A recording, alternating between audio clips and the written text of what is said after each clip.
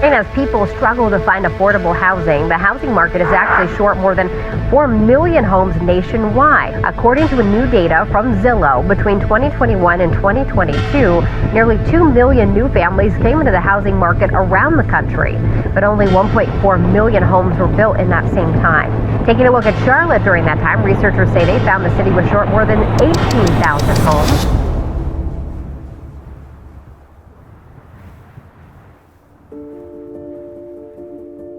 Affordable housing is really for everyone, right? Everybody wants housing that's affordable. Affordable housing is not a poor people problem. It's a quality of our community problem.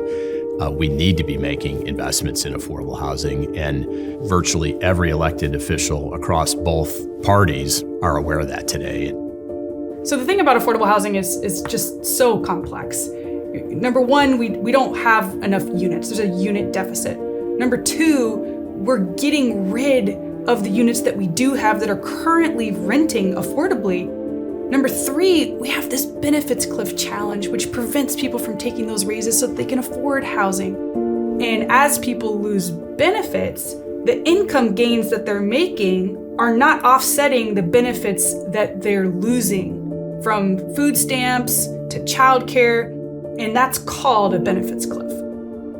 And number four, there's so many people in our community that are living paycheck to paycheck. And if one small thing happens that they often have no control over, like a flat tire, it can unravel everything else, setting a domino effect that can lead to an eviction. You know, they're squatting, they're living in tents. Some of them are living in hotels in really not great areas. I ended up losing my home. I ended up losing, of course, everything that I'd worked for, everything that I had. I still had my job, but, you know, eventually that was gone. And I was just like, well, okay, what do you do? So I picked myself up, dusted myself off, and started all over again. About 5 years ago, maybe 6, you could find an apartment for rent in Charlotte for like $800, $900, and families who were making $12 an hour could scrounge everything together and potentially afford that payment. Now, less than 1% of units in Charlotte-Mecklenburg rent for below $1,000 a month. So for families who are making $12, $13, $14 an hour, there's literally no way they can afford to live. Sometimes there's a stereotype of individuals that might just be living off of the federal government. That's really not the case. I mean, we have families that are out here every single day working 40, 60 hours a week that can't afford to live here in Charlotte. And the lady said, "I'm sorry, I got a cash offer about 12:30 last night and I took that. They're not gonna do any due diligence. They're gonna buy it as is, cash for my price." And I was done. At that point I was done. I was like, okay, well, it's not meant for me to have a house. And this is probably how a lot of people feel.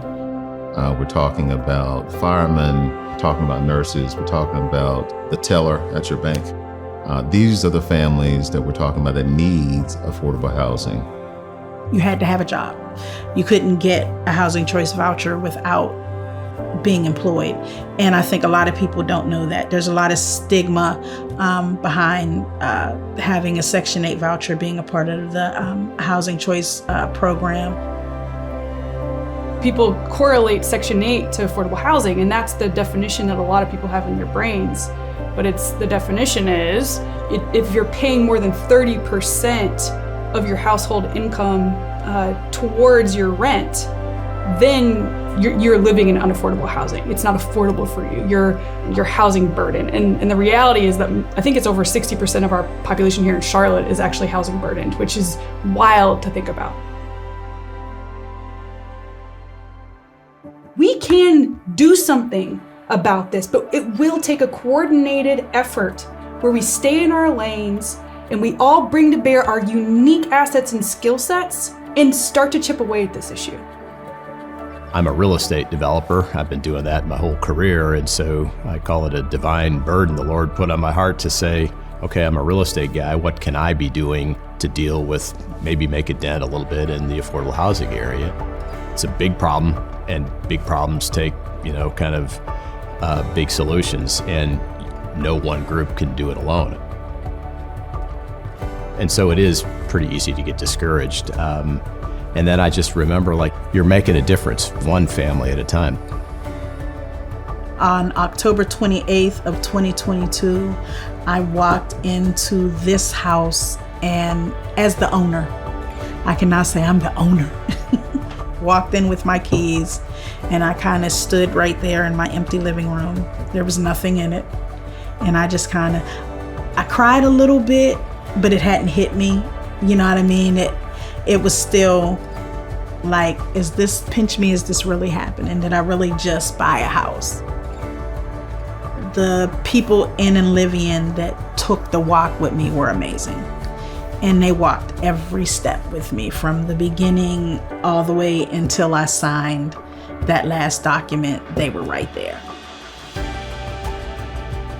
Yeah, at Freedom Communities, we really work across the continuum of affordable housing, from eviction prevention to workforce development to helping people increase their wages so that they can actually afford housing, then getting into actual transitional housing, affordable rental housing, and then getting into affordable home ownership.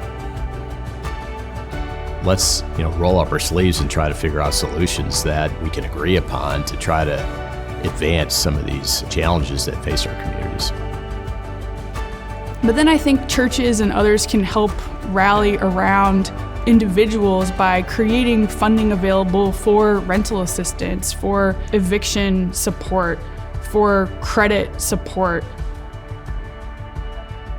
Churches are starting to really step up and say, hey, we may have some assets that can come to play. And I've been privileged to talk with several who have some excess land, and they're saying, what can we do? And we're bringing together the partners, True Homes, Crosland, et cetera, that are willing to build affordable homes at cost or less. The church can put up the land, and it's really beautiful to see a church become a neighborhood again, like kind of the old days were. On a national level, and a lot of municipalities are having housing trust funds. We have a housing trust fund here in Charlotte, which is fantastic. It helps cover some of the gaps in creating affordable housing. When INLIVIAN stepped in and said, okay, we got an apartment for you, then I was like, okay, I'll take it. Well, when I walked in to the apartment, I was actually happy, because I'm like, okay, I got a place to stay. I'm not gonna be out in the street. I'm not gonna be homeless. I don't have to worry about this anymore. I can afford this, I can pay the rent, so I'm good. I am good. And I felt much, much better than I did. When somebody walks through a house for the first time and it's their house, there's nothing like it. It's emotional, but it means so much more than just a new place to live, because it may change their family for generations. The affordable housing problem, one family at a time, and you start thinking about the multi-generational aspects, because there's parents and there's kids, sometimes there's grandparents as well, and then creating stable housing, which will help these kids stay in school and learn and breed and not only survive but thrive, and then the legacy that they'll leave. I mean, the generational legacy, it doesn't take long to say, okay, we'll stay in the battle and keep plugging along. There is a lot of hope, because when we get families into stable housing, those children will be better off. The next generation will be better off. And that's what this work is. It's generational work. This is not work that snap your fingers and it's done. But we need people coming alongside and being part of the fight, because the next generation of our community, of our nation, depends on it. That's what gives me hope. That's why I do this work, because I know that all of the families in our city and all of the families that walk through our door have infinite value and dignity and potential. And sometimes they just need someone else to believe that and demonstrate that through action.